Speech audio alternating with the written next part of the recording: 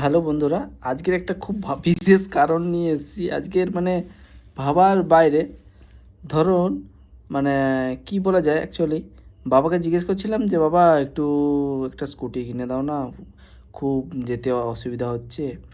উম, বাবা কি বলে, স্কুটি? সাইকেল তো আছে, সাইকেল নিয়ে যাবি না? সাইকেল প্যাডেল করতে করতে দম বেরিয়ে যায়, একটু স্কুটি হলে কি সুন্দর স্টার্ট মেরে চলে যেতাম।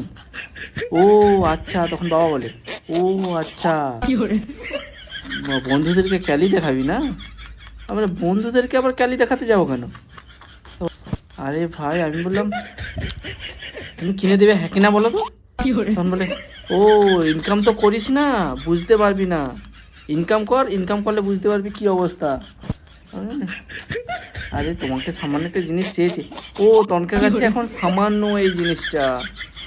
আমি বলি কি বলবো এবারে, তুমি কিনে দেবে হ্যাঁ কিনা বলো তো।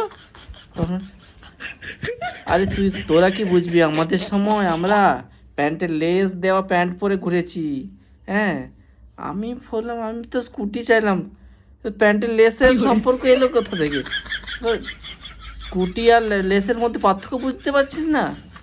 আমরা ল্যাংটা হয়ে কাটিয়েছি, তোনে এখন প্যাডেল করেও যাওয়া যাবে না, এখন স্কুটিয়ে দম দিয়ে দিয়ে যাবি, দম দিয়ে দিয়ে যাবি। আমি ভাই বললাম আমার ভুল হয়ে গেছে, ভুল হয়ে গেছে যাওয়া।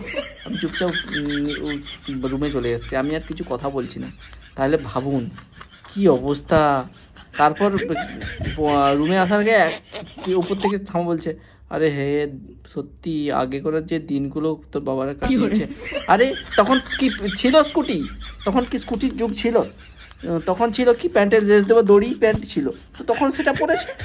তো আমরা কি তখন এখন প্যান্টের লেস দেওয়া দড়ি প্যান্ট পরবো?